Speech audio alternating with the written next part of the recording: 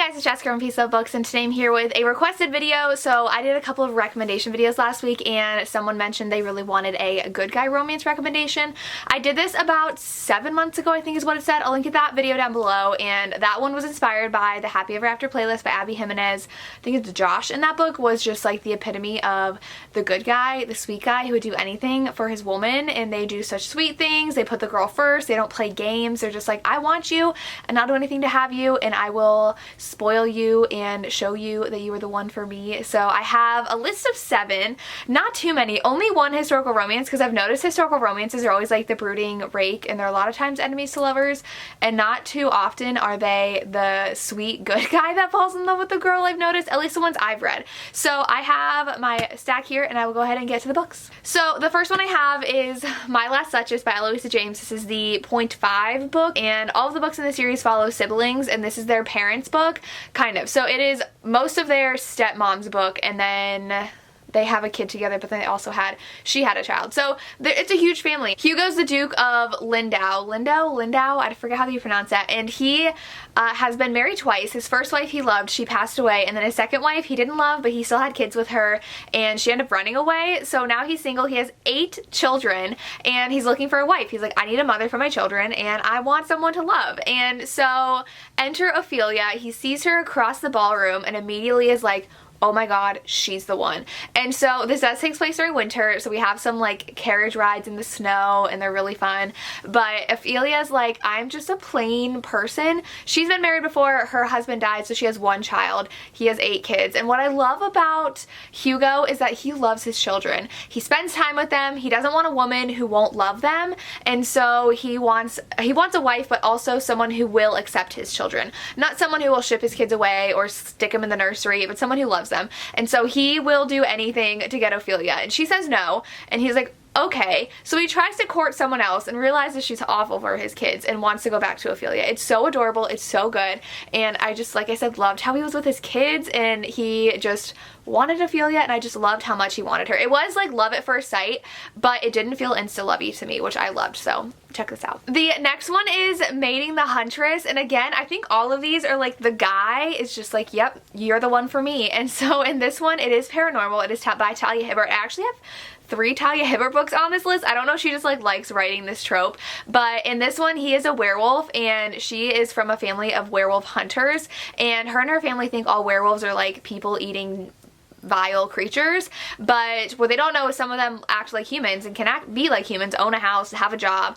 They just happen to turn into werewolves at night. And so she meets him at the coffee shop, and he is instantly like, you're my mate, but he's playing it slow, playing it cool, and he is really nice to her and just wants to like be with her and have her, and she's like, you're a werewolf, I'm gonna try to kill you.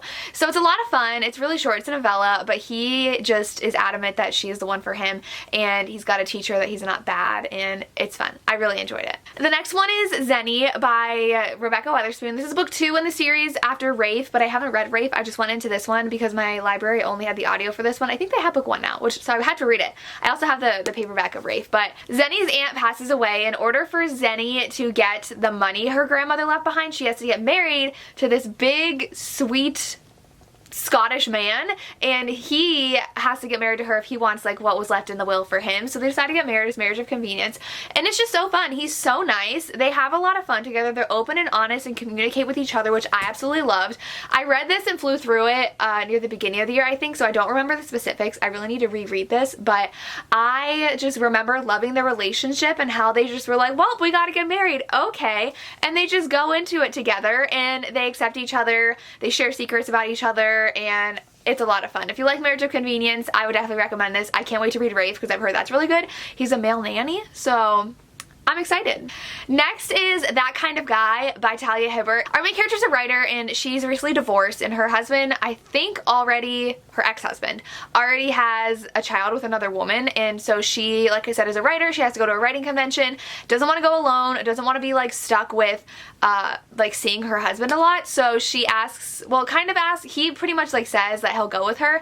One of her friends who is younger than her, so she is I think in her late 30s and he is like in his 20s, families, and he decides to fake date her and go to this convention together acting like a couple, and it's a lot of fun. They're friends, and so of course he's really nice and sweet to her, and he just wants her to understand her value and understand some things about her and her writing career, which I thought was very interesting, and it was just a lot of fun.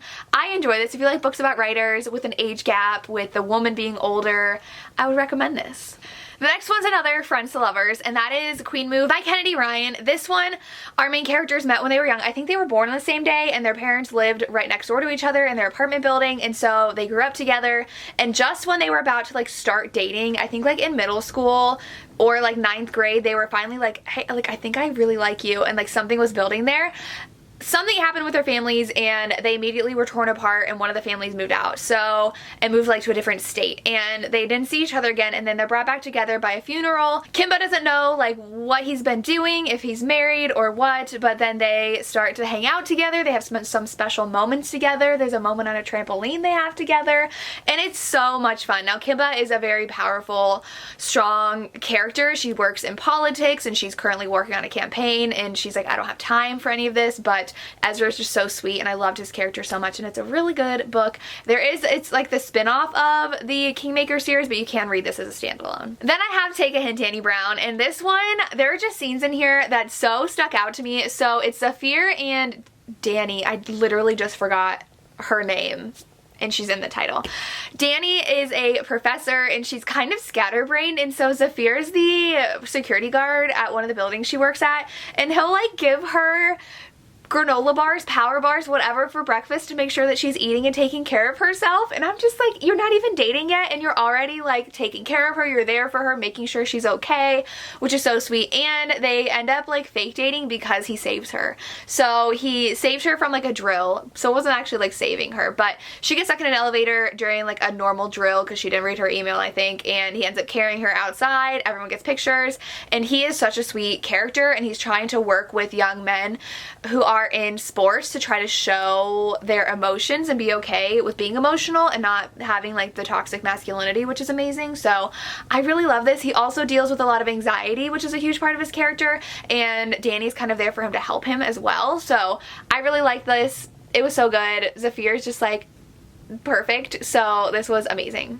Then I do have The Right Swipe by Alicia Rai. This one I know not a lot of people liked. I read it when it came out, and then I read it again for the currently reading book club thing Allie does from Mrs. Dunn Reads. She has 2 different things, and I forget which one's which, but I reread this, and I just like loved Samson so much. He's such a sweet character. He really cares about his family, his aunt, and he's so nice to our main character. What's her name? It was on the tip of my tongue. I don't remember her name right now, but he was so nice to her. He did end up ghosting her, and that's the whole premise in the beginning, is that they met, had like a super passionate, intimate night together, and really hit it off, and so they were supposed to meet again, but he ghosted her, and they never connected numbers or anything, so she's really angry, and she meets him again at this dating app conference because he is the new face of the dating app she's trying to buy, and so they have to like work together, and he's just so nice. He has a lot of grief over losing his father and his uncle, and dealing with the CTE, like concussion scandal in the football industry, football